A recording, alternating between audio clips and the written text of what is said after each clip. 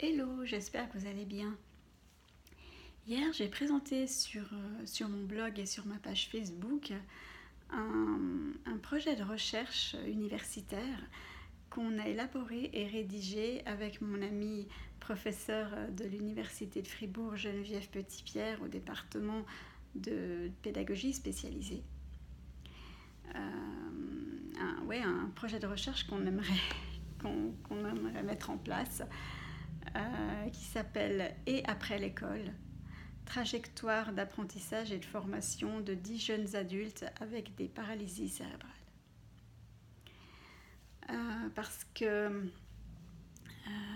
on a remarqué dans différents pays du monde que par des ouvrages qui ont été écrits que le passage à l'âge adulte des personnes avec des paralysies cérébrales, ça peut être le cas pour d'autres handicaps, d'autres maladies, mais voilà, on a décidé de s'intéresser aux paralysies cérébrales, aux personnes avec des paralysies cérébrales, donc que le passage à l'âge adulte pour ces personnes est très compliqué. Alors, le passage à l'âge adulte est déjà compliqué pour n'importe qui, c'est déjà une étape particulière pour n'importe qui, mais que pour les personnes avec des paralysies cérébrales, c'est encore plus compliqué. Et puis, d'autre part, on a remarqué que en Suisse, il y a très peu de recherches qui ont été faites sur ce thème. Donc on voudrait faire cette recherche pour pouvoir documenter par rapport à ce sujet, pour pouvoir avoir une base de données, si on veut, par rapport à ce sujet, pour après pouvoir faire d'autres choses ou améliorer les choses.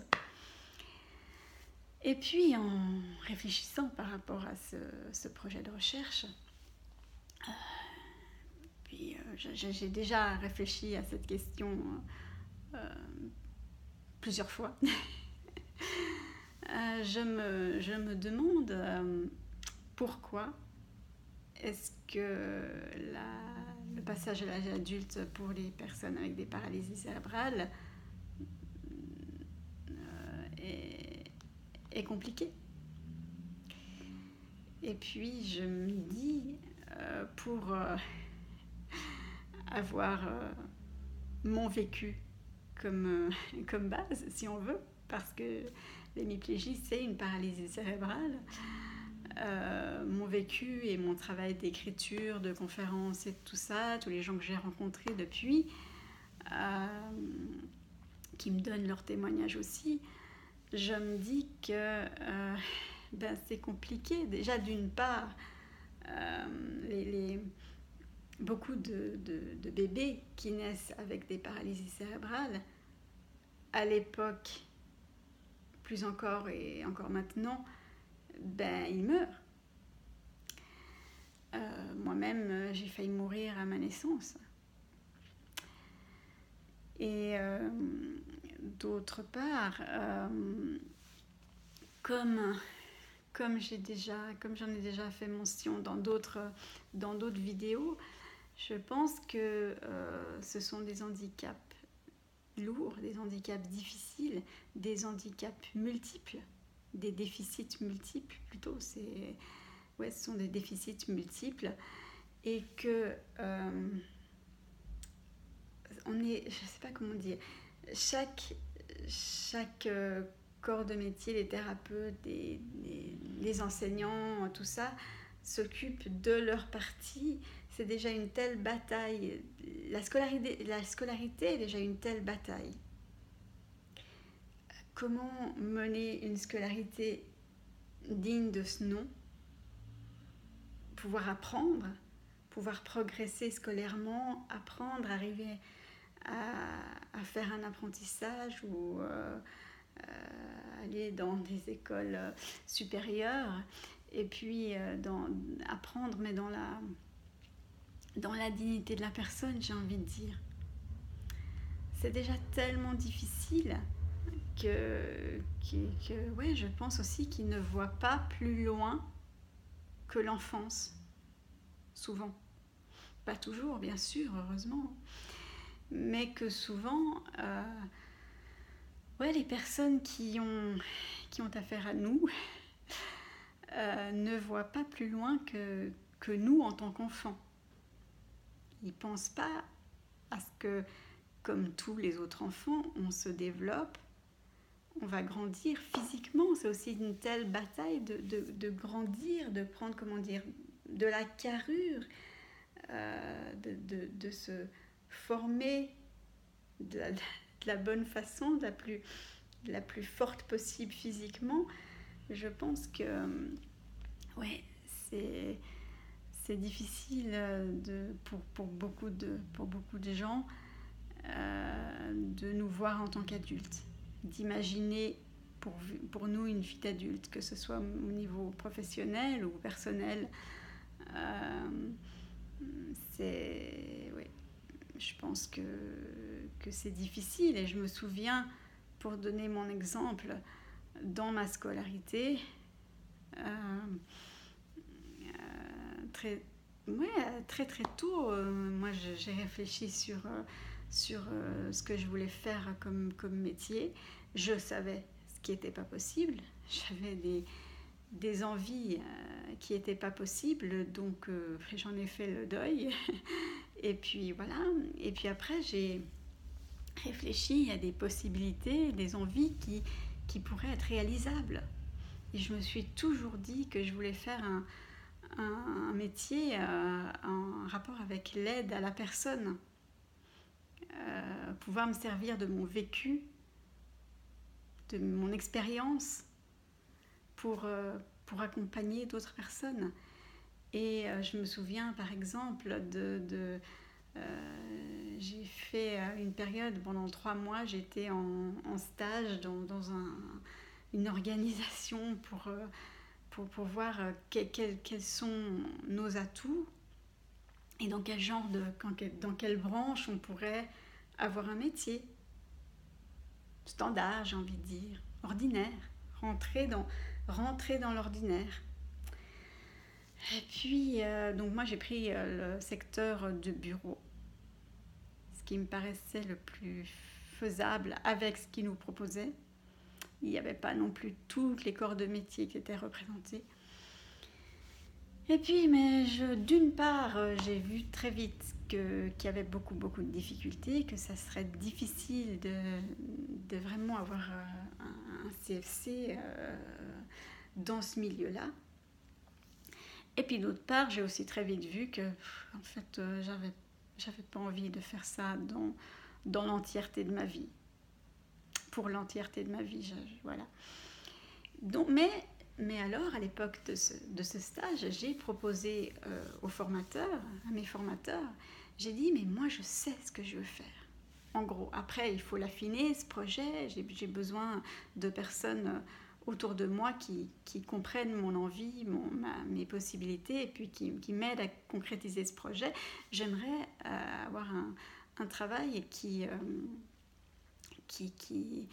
est dans l'aide, dans l'accompagnement des autres personnes en situation de handicap ou de difficulté, tout ça. Et j'ai proposé ça, et puis on m'a dit non, de manière très, très sèche et très brute, non, ton futur métier ne doit rien avoir à faire avec ton vécu.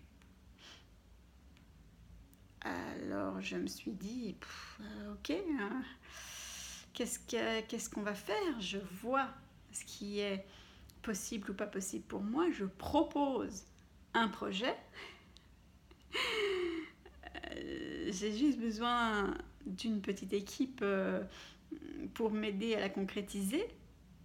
Et puis, ils veulent pas. Donc,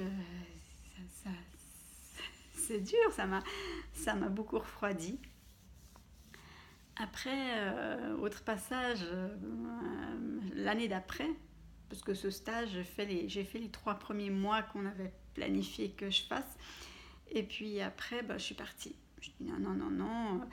Eux voulaient que je reste pour continuer le stage, donc pas d'évolution. Je dis non, j'avais plus de 20 ans à l'époque déjà, je voulais pas passer ma vie à faire un stage qui ne mène nulle part. Alors je suis partie. Et puis, heureusement, c'est là que j'ai trouvé, que j'ai pu faire ma formation de réceptionniste téléphoniste dans un foyer pour enfants avec des polyhandicaps. Et puis là, petite anecdote aussi par rapport à toutes mes interrogations. C'était le système de notation, si on veut bien. Je sais pas, peut-être je vais vous lire le passage dans mon bouquin. C'est peut-être plus simple parce que je m'en souviens comme ça, mais c'est très un barème et ça fait très longtemps que j'ai écrit ce bouquin. Je ne me souviens pas de tout, donc je vais vous lire le passage. Je pense que ce sera plus simple. Donc je vais commencer où ? Voilà. Concernant l'apprentissage proprement dit, il débuta paisiblement. J'avais grand plaisir à apprendre le métier de réceptionniste téléphoniste. Ma maîtresse d'apprentissage devait compléter chaque jour la colonne d'une fiche hebdomadaire en indiquant toutes les tâches que j'avais accomplies pendant la journée, ainsi que la note que j'avais obtenue, censé exprimer mon niveau de, entre les guillemets, savoir-faire. Officiellement, les notes de 0 à 4 voulaient dire, en langage pas toujours très limpide, 0 égale incapacité à réaliser ce savoir-faire, par exemple dans mon cas utiliser une paire de ciseaux.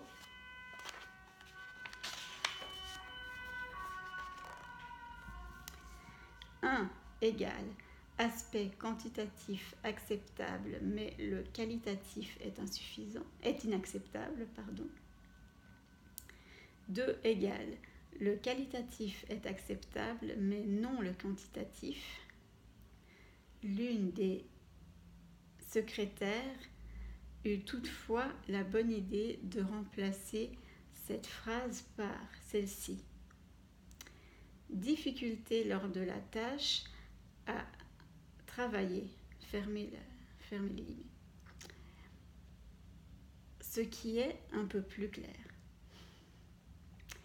3 égale le qualitatif et quantitatif sont acceptables. Et 4 égale le qualitatif et le quantitatif sont satisfaisants. Un objectif était considéré comme atteint à partir de la note 3.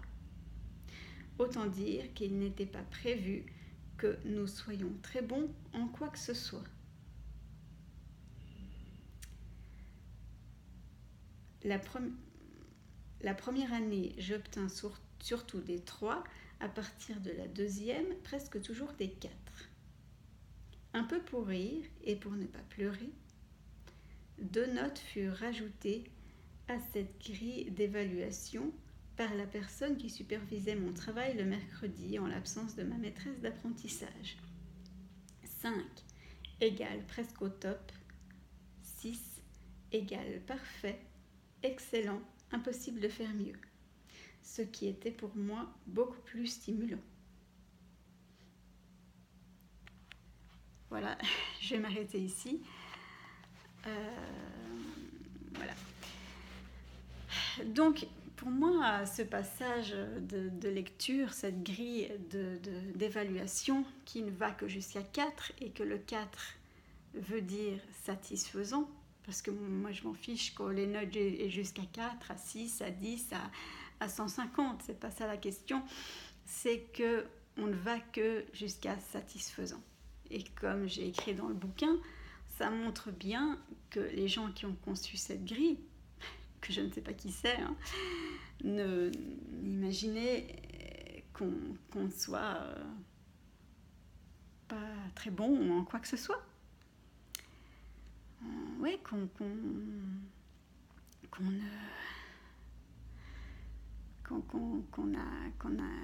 soit pas doué, qu'on n'ait pas vraiment de capacité peut-être différentes que d'autres personnes.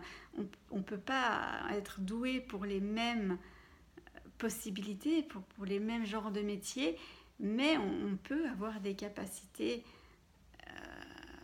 flagrantes pour d'autres. Peut-être pour tout ce qui est de plus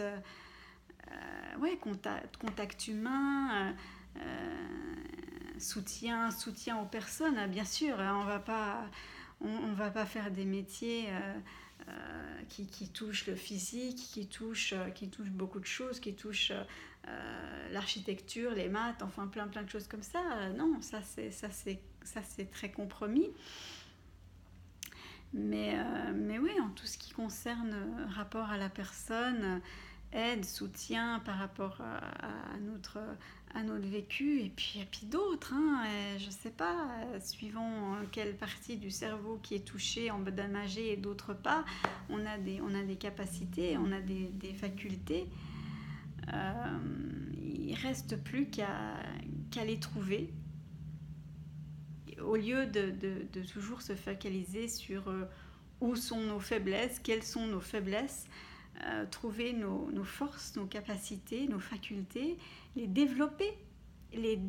C'est clair que si on a des facultés de base mais qu'on ne les développe pas, ils ne peuvent pas se développer, ils ne peuvent pas se renforcer, on ne peut pas en faire quelque chose de positif. Donc il faudrait nous aider en ça.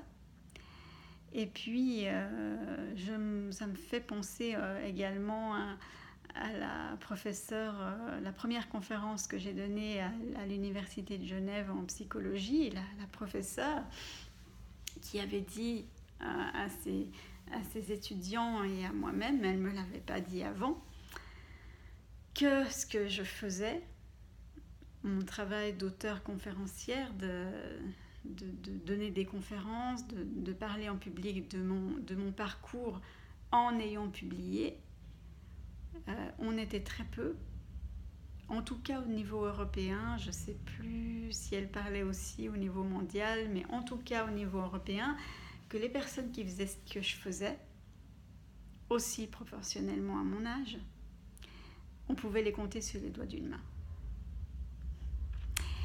Et voilà, et puis je me dis, qui pendant ma scolarité, pendant mon développement, mes thérapies, toute mon enfance, qui aurait pu imaginer ce que je ferais aujourd'hui? Je serais prête à mettre ma main gauche à couper, en disant que pas beaucoup, je pense. Je pense vraiment pas beaucoup. Et puis même, j'ai l'impression, j'ai envie de dire, alors plein de gens trouvent ça super, plein de gens me félicitent, il y a un partenariat qui se fait, on peut travailler ensemble sur différents points, mais d'autres, j'ai un peu l'impression des fois que je dérange, que mon parcours, que ma volonté de pas rester dans le chemin sombre, enfin avec pas beaucoup de possibilités, avec pas beaucoup de possibilités d'avancement, j'ai envie de dire, qu'on a tracé pour moi, pour nous en général, hein, ne m'a pas convenu. Et puis j'ai voulu faire plus, j'ai fait plus, je me suis battue pour faire plus, j'ai trouvé des personnes pour m'aider, et que ça fait pas plaisir à tout le monde, on mélange pas les torchons et les serviettes, hein.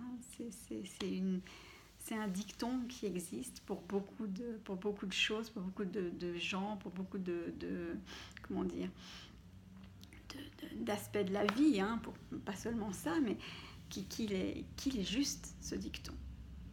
Qu'on ne mélange pas les torchons et les serviettes, que nous, personnes en situation de handicap, de nouveau, je le répète, on n'est pas vu comme ça par tout le monde, fort heureusement, mais par certaines personnes, on est des torchons. Et puis que les torchons ne se mélangent pas avec les serviettes. Voilà. Et dernière petite anecdote, je me souviens de Rémi qui me disait, quand on était ensemble, c'était juste avant ces 2 périodes dont je parlais, que j'ai lu le passage dans le livre, qui me disait que pendant la scolarité, c'était très très pénible à l'époque. Et puis je lui en parlais, il m'a soutenue énormément. Et il me disait, tiens le coup, termine ce passage de ta scolarité. Je te demande pas d'aller en enseignement secondaire, d'aller à l'université et tout ça, mais termine ton cursus scolaire normal, premier, je ne sais pas comment on doit l'appeler, parce que moi je sais que tu accompliras de grandes choses. Il ne m'a pas dit lesquelles, je ne sais pas s'il imaginait quel genre de choses, on n'a pas parlé plus par rapport à ça, mais il m'a toujours dit, parce qu'on a souvent discuté de mes difficultés, de mon désespoir par rapport à l'école, de ce qui se passait. Et souvent, très souvent, il m'a dit, tiens le coup, je suis là, on va tenir le coup ensemble, tiens le coup, parce que c'est qu'une étape. La scolarité n'est qu'une étape, et puis après, du moment où tu auras reçu un coup de pouce, et puis où tu pourras aller plus loin que ça, tu feras des choses merveilleuses, extraordinaires. Donc tiens le coup. Et j'ai tenu le coup.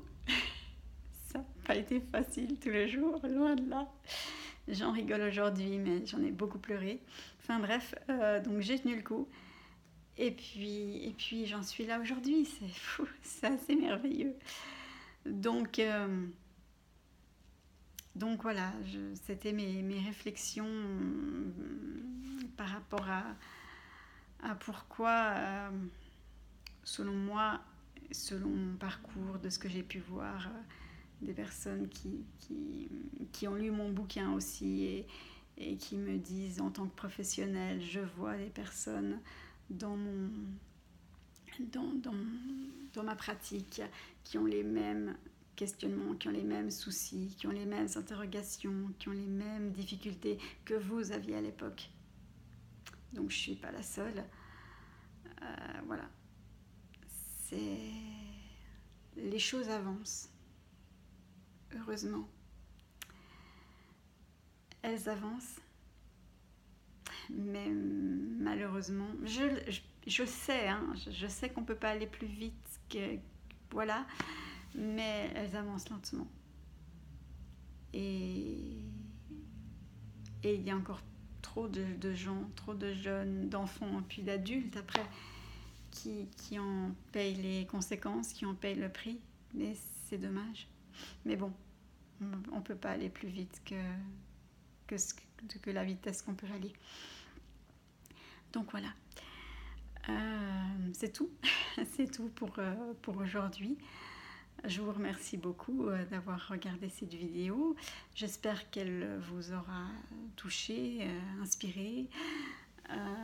Je mettrai les liens de cette présentation de recherche que j'ai écrit sur mon blog et sur ma page Facebook. Et puis, de nouveau, j'ai envie de vous dire, si vous avez été touché par cette vidéo, si